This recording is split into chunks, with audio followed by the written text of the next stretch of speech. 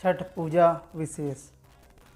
कार्तिक मास की अमावस्या को दिवाली मनाने के तुरंत बाद मनाए जाने वाले इस 4 दिवसीय व्रत की सबसे कठिन और महत्वपूर्ण रात्रि कार्तिक शुक्ल षष्ठी की होती है। इसी कारण इस व्रत का नामकरण छठ व्रत हो गया। छठ पर्व षष्ठी तिथि का अपभ्रंश है। सूर्य षष्ठी व्रत होने के कारण इसे छठ कहा गया है। इस पर्व को वर्ष में 2 बार मनाया जाता है, पहली बार चैत्र में और दूसरी बार कार्तिक में। चैत्र शुक्ल पक्ष षष्ठी पर मनाए जाने वाले छठ पर्व को चैती छठ व कार्तिक शुक्ल पक्ष षष्ठी पर मनाए जाने वाले पर्व को कार्तिकी छठ कहा जाता है। पारिवारिक सुख समृद्धि और मनोवांछित फल प्राप्ति के लिए यह पर्व मनाया जाता है। छठ पर्व में सूर्य और छठी मैया की पूजा की जाती है। छठ पूजा में सूर्य देव की पूजा की जाती है और उन्हें अर्घ्य दिया जाता है। सूर्य प्रत्यक्ष रूप में दिखाई देने वाले देवता हैं, जो पृथ्वी पर सभी प्राणियों के जीवन का आधार हैं। सूर्य देव के साथ साथ छठ पर छठी मैया की पूजा का भी विधान है। सूर्य और छठी मैया का संबंध भाई बहन का है। मूल प्रकृति के छठे अंश से प्रकट होने के कारण इनका नाम षष्ठी पड़ा। वह कार्तिकेय की पत्नी भी हैं। षष्ठी देवी देवताओं की देवसेना भी कही जाती हैं। पौराणिक कथाओं के अनुसार षष्ठी की पहली पूजा सूर्य ने की थी। वैज्ञानिक दृष्टि से देखें तो षष्ठी के दिन विशेष खगोलीय परिवर्तन होता है। तब सूर्य की पराबैंगनी किरणें असामान्य रूप से एकत्रित होती हैं और इनके कुप्रभावों से बचने के लिए सूर्य की उषा और प्रत्युषा के रहते जल में खड़े रहकर छठ व्रत किया जाता है। पौराणिक मान्यता के अनुसार छठी मैया या षष्ठी माता संतानों की रक्षा करती हैं और उन्हें दीर्घायु प्रदान करती हैं। शास्त्रों में षष्ठी देवी को ब्रह्मा जी की मानस पुत्री भी कहा गया है। पुराणों में इन्हें माँ कात्यायनी भी कहा गया है, जिनकी पूजा नवरात्रि में षष्ठी तिथि पर होती है। षष्ठी देवी को ही बिहार झारखंड में स्थानीय भाषा में छठ मैया कहा जाता है। छठ पर्व परंपरा। छठ पर्व परंपरा की बात आगे मैं करता हूँ। इसके पहले आप लोगों से विनम्र अनुरोध है कि अगर आप लोगों ने मेरे गुरुजी ज्योतिष चैनल को अगर सब्सक्राइब नहीं किया है या मेरे लर्न एस्ट्रोलॉजी चैनल को सब्सक्राइब नहीं किया है तो कृपया सब्सक्राइब कर लें। अगर आपको पूजा पाठ से संबंधित, ज्योतिष से संबंधित हमारी जानकारी अच्छी लगती है तो आप उस पर लाइक, कमेंट और शेयर ज़रूर कर दिया करें, जिससे मैं लगातार आप लोगों के सम्मुख नए नए वीडियो प्रस्तुत करता रहूं। धन्यवाद। छठ पर्व परंपरा। यह पर्व 4 दिनों तक चलता है। भैया दूज के तीसरे दिन से आरंभ होता है। इस दिन रात में खीर बनती है। व्रतधारी रात में यह प्रसाद लेते हैं। तीसरे दिन डूबते हुए सूर्य को अर्घ्य यानी दूध अर्पण करते हैं। अंतिम दिन उगते हुए सूर्य को अर्घ्य चढ़ाते हैं। इस पूजा में पवित्रता का ध्यान रखा जाता है। लहसुन प्याज वर्जित है। जिन घरों में यह पूजा होती है वहाँ भक्ति गीत गाए जाते हैं। आजकल कुछ नई रीतियाँ भी आरंभ हो गई हैं, जैसे पांडाल और सूर्य देवता की मूर्ति की स्थापना करना। उस पर भी काफ़ी खर्च होता है।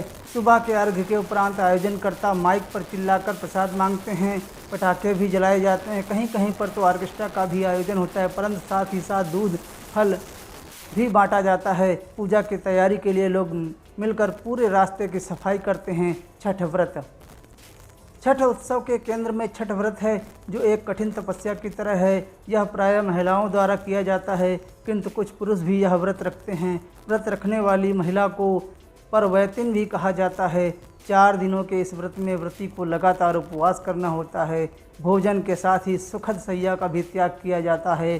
पर्व के लिए बनाए गए कमरे में व्रती फर्श पर एक कंबल या चादर के सहारे ही रात बिताई जाती है।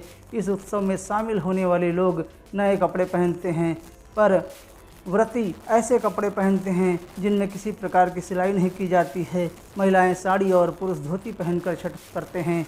शुरू करने के बाद छठ पर्व को सालों साल तक करना होता है, जब तक कि अगली पीढ़ी की किसी विवाहित महिला को इसके लिए तैयार न कर लिया जाए। घर में किसी की मृत्यु हो जाने पर यह पर्व नहीं मनाया जाता। ऐसी मान्यता है कि छठ पर्व पर व्रत करने वाली महिलाओं को पुत्र रत्न की प्राप्ति होती है।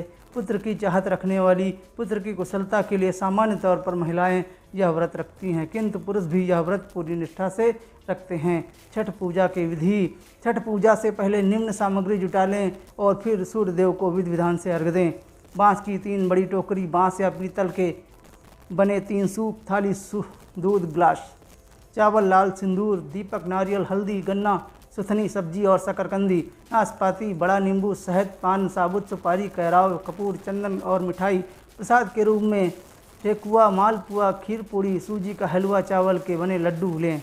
सूर्य को अर्घ देने की विधि। बाँस की टोकरी में उपरोक्त सामग्री रखें। सूर्य को अर्घ देते समय सारा प्रसाद सूप में रखें। सूप में ही दीपक जलाएं, फिर नदी में उतरकर सूर्य देव को अर्घ दें। पहला दिन नहाए खाएं।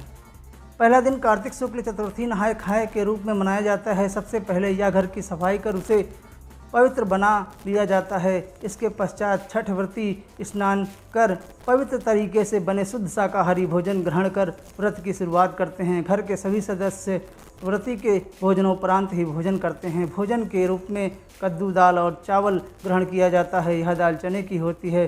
दूसरे दिन लोहड़ा और खरना। दूसरे दिन कार्तिक शुक्ल पंचमी को व्रतधारी दिन भर उपवास रखने के बाद शाम को भोजन करते हैं। इसे खरना कहा जाता है। खरना का प्रसाद लेने के लिए आसपास के सभी लोगों को निमंत्रित किया जाता है। प्रसाद के रूप में गन्ने के रस में बने हुए चावल की खीर के साथ दूध, चावल का पिट्ठा और घी चुपड़ी रोटी बनाई जाती है। इसमें नमक या चीनी का उपयोग नहीं किया जाता। इस दौरान पूरे घर की स्वच्छता का विशेष ध्यान रखा जाता है। तीसरे दिन संध्या अर्घ्य। तीसरे दिन कार्तिक शुक्ल षष्ठी को दिन में छठ प्रसाद बनाया जाता है। प्रसाद के रूप में ठेकुआ, जिसे कुछ क्षेत्रों में टिकरी भी कहते हैं, के अलावा चावल के लड्डू, जिसे लड़ुआ भी कहा जाता है, बनाते हैं। इसके अलावा चढ़ावा के रूप में लाया, सांचा और फल भी छठ प्रसाद के रूप में शामिल होता है। शाम को पूरी तैयारी और व्यवस्था कर बाँस की टोकरी में अर्घ का सूप सजाया जाता है और व्रती के साथ परिवार और पड़ोस के सारे लोग अस्ताचलगामी सूर्य को अर्घ देने घाट की ओर चल पड़ते हैं। सभी छठव्रती इस नियत तालाब या नदी के किनारे इकट्ठा होकर सामूहिक रूप से अर्घदान संपन्न करते हैं। सूर्य को जल और दूध का अर्घ दिया जाता है तथा छठी मैया की प्रसाद भरे सूप से पूजा की जाती है। इस दौरान कुछ घंटे के लिए मेले का दृश्य बन जाता है। चौथा दिन पूसा अर्घ्य।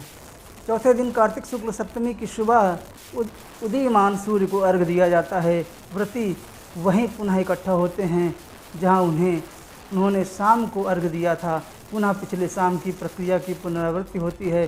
अंत में व्रती कच्चे दूध का शरबत पीकर तथा थोड़ा सा प्रसाद खाकर व्रत पूर्ण करते हैं। छठ पूजा का पौराणिक महत्व। छठ पूजा की परंपरा और उसके महत्व का प्रतिपादन करने वाली अनेक पौराणिक और लोक कथाएं प्रचलित हैं। रामायण की मान्यता। एक मान्यता के अनुसार लंका विजय के बाद राम राज्य की स्थापना के दिन कार्तिक शुक्ल षष्ठी को भगवान राम और माता सीता ने उपवास किया और सूर्य देव की आराधना की। सप्तमी को सूर्य देव के समय पुनः अनुष्ठान कर सूर्य देव से आशीर्वाद प्राप्त किया था। महाभारत की कथा। एक अन्य मान्यता के अनुसार छठ पर्व की शुरुआत महाभारत काल में हुई थी। सबसे पहले सूर्यपुत्र कर्ण ने सूर्य देव की पूजा शुरू की थी। कर्ण भगवान सूर्य का परम भक्त था। वह प्रतिदिन घंटों कमर तक पानी में खड़े होकर सूर्य को अर्घ देता था। सूर्य की कृपा से वह महान योद्धा बना। आज भी छठ में अर्घदान की यही पद्धति प्रचलित है। कुछ कथाओं में पांडवों की पत्नी द्रौपदी द्वारा भी सूर्य की पूजा करने का उल्लेख है। वो अपने परिजनों के उत्तम स्वास्थ्य की कामना और लंबी उम्र के लिए नियमित सूर्य पूजा करती थी। पुराणों की मान्यता। एक कथा के अनुसार राजा प्रियव्रत को कोई संतान नहीं थी। तब महर्षि कश्यप ने उत्कृष्ट यज्ञ कराकर अपनी पत्नी मालिनी को यज्ञाहुति के लिए बनाई गई खीर दी। इसके प्रभाव से उन्हें पुत्र हुआ, परंतु वह मृत पैदा हुआ। प्रियवद पुत्र को लेकर शमशान गए और पुत्र वियोग में प्राण त्यागने लगे। उसी वक्त भगवान की मानस कन्या देवसेना प्रकट हुई और कहा कि सृष्टि की मूल प्रवृत्ति के छठे अंश से उत्पन्न होने के कारण मैं षष्ठी कहलाती हूँ। राजन, तुम मेरा पूजन करो तथा और लोगों को भी प्रेरित करो। राजा ने पुत्र इच्छा से देवी षष्ठी का व्रत किया और उन्हें पुत्र रत्न की प्राप्ति हुई। यह पूजा कार्तिक शुक्ल षष्ठी को हुई थी। छठ गीत लोक पर्व छठ के विभिन्न अवसरों पर जैसे प्रसाद बनाते समय, खरना के समय, अर्घ देने के समय, अर्घदान के समय, घाट से घर लौटते समय अनेकों सुमधुर भक्ति भाव से पूर्ण लोकगीत गाए जाते हैं।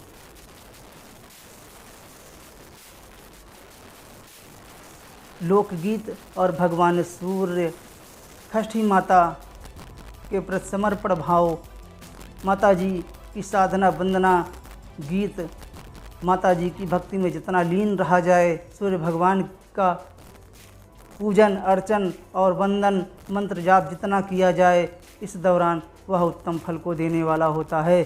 छठ पूजा अर्घ्य मंत्र समय।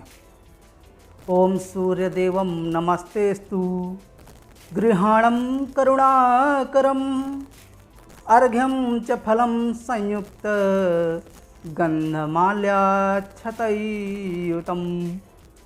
पहला दिन 28 अक्टूबर नहाय खाएँ दिन शुक्रवार को छठ पूजा का प्रथम दिन है। ऋषिकेश में इस दिन सूर्योदय 6:30 एवं सूर्यास्त 5:26 पर होगा। इस दिन से छठ पूजा का पर्व प्रारंभ हो जाता है। दूसरा दिन 29 अक्टूबर खरना शनिवार को छठ पूजा का दूसरा दिन है। इस दिन सूर्योदय से सूर्यास्त लेकर सूर्यास्त तक अन्न और जल दोनों का त्याग करके उपवास किया जाता है। इस दिन सूर्योदय 6:31 और सूर्यास्त 5:35 पर ही होगा। दूसरे दिन के अंत में खीर और रोटी का प्रसाद बनाया जाता है। इसे व्रत करने वाले को लेकर परिवार के सभी लोगों में बांटा जाता है। रात में चांद को भी जल दिया जाता है। तीसरे दिन 30 अक्टूबर रविवार को संध्या समय में सूर्य देवता को पहला अर्घ्य दिया जाता है। इस दिन पूरे दिन का उपवास किया जाता है। तीसरे दिन शाम को सूर्यास्त से पहले सूर्य देवता को छठ पूजा का पहला अर्घ्य दिया जाता है। चौथा दिन यह छठ पूजा का अंतिम दिन होता है। 31 अक्टूबर दिन सोमवार की सुबह सूर्य देवता को अर्घ्य दिया जाता है। यह छठ पूजा का दूसरा अर्घ्य होता है। इसके बाद 36 घंटे के लंबे उपवास का समापन हो जाता है। इस दिन सूर्योदय 6:33 तथा सूर्यास्त 5:34 पर होगा। ओम सूर्य देवाय नमः। ओम छठ माताय नमः। प्रिय भक्तों, कृपया मेरे चैनल को सब्सक्राइब कर लें और यह वीडियो अधिक से अधिक लोगों तक प्रसारित करने का प्रयास करें, जिससे भगवान सूर्य और छठ माता का पूर्ण आशीर्वाद आपको मिल सके।